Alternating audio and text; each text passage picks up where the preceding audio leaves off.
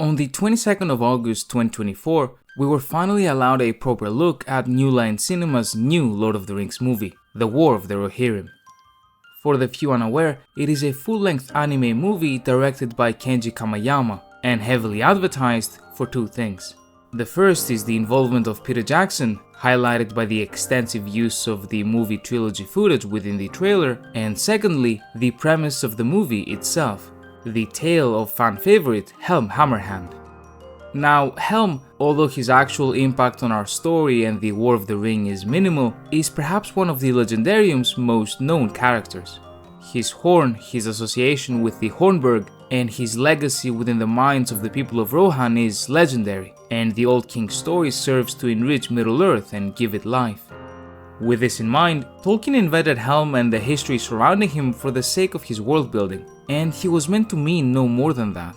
For the fans, however, who were intrigued by the weight of his name 200 years following his death, this wasn't enough.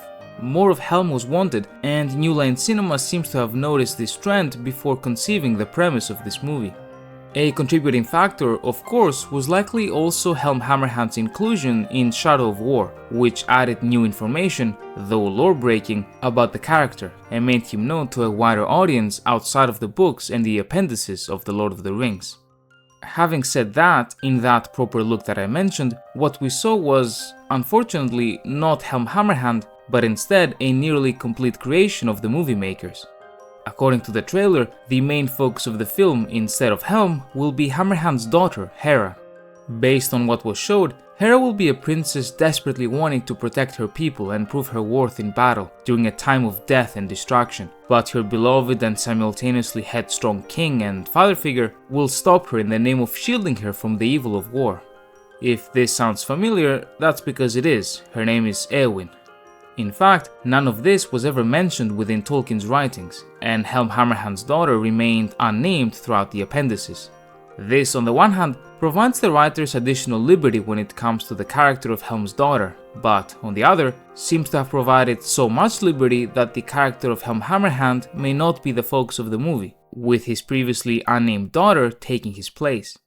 While I hope all of my concerns are unwarranted, and this will turn out to be the movie everyone was hoping for, in this video, I will show you why I think Helm Hammerhand's story truly matters, what Tolkien may have intended, and what Helm means for the very soul of Rohan. Helm was born in the year 2691 of the Third Age, during the reign of his grandfather King Deor of Rohan, as the son of the Crown Prince Gram.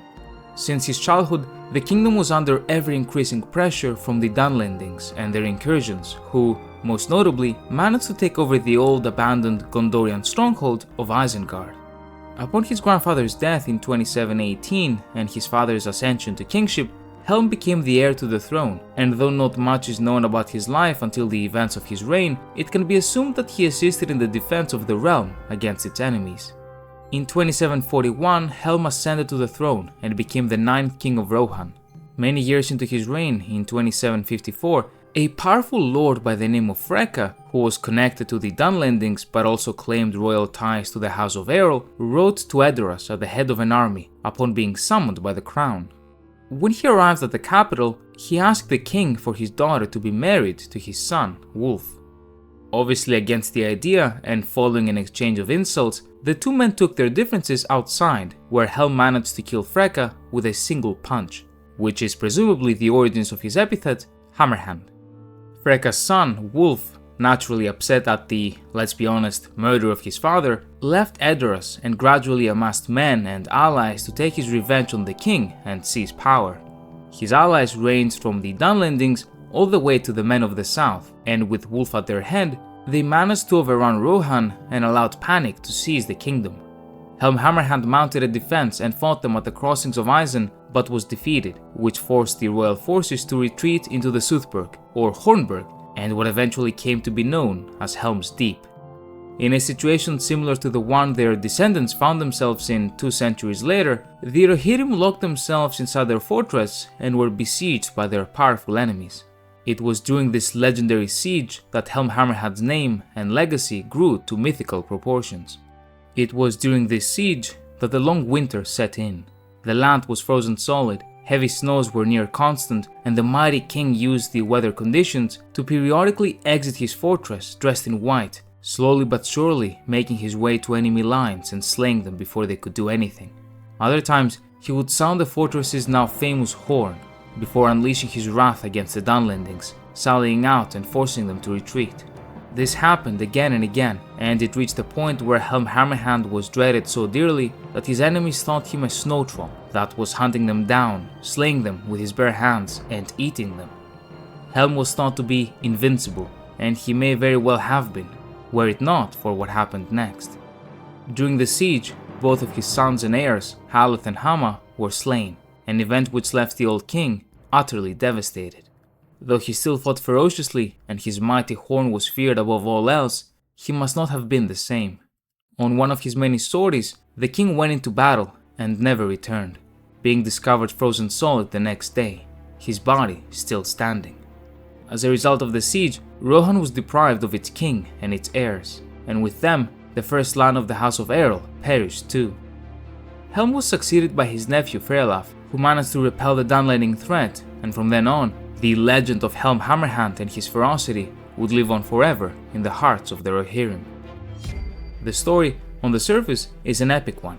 It contains battle, sacrifice, vengeance, and eventual perseverance, and you can see Tolkien's touch everywhere. This is because, in my opinion, what the story also contains is one final piece, perhaps not as wanted as the others: failure. The story of Helm Hammerhand is a story of failure. It is a story of a man who, instead of dealing with his political opponents politically, killed a man with his bare hands, ignited a rebellion, lost a devastating battle, and was later held up hostage in his own fortress until losing the future of his family and eventually dying in the battle, only to then rely on the competence and success of his nephew, who, if was unsuccessful, may have very well been the last king of Rohan. Once you put it like that, of course, the story doesn't ring quite the same, does it? And yet, that's where its beauty lies. Helm was a flawed king and individual, and yet once he was in the situation he was in, he gave his country everything he had, his own blood, his own sons. It was through his ferocity that his people maintained their hope, and it is his courage that maintained the morale of his men during the long winter, when famine was gripping them and not letting go. It is a story of failure, yes, but even more so, it is a story of trying your best even though you have failed, and even though it may very well be your fault that you're in the situation that you're in. If his nephew had failed in restoring security to the realm, the memory of Helm Hammerhand may have been very different, and yet, due to his success, Helm is remembered as a warrior who gave it his all despite his flaws, something deeply human in my opinion. And this, all of this, we get from just a fraction of Tolkien's writings, and just a bit of world building he wished to engage in for the sake of enriching his narrative and setting. For me, the War of the Rohirrim movie will succeed, as an adaptation of Tolkien at least, if it manages to capture the essence of who Helm Hammerhand was in his failure, and not just the epic king and warrior.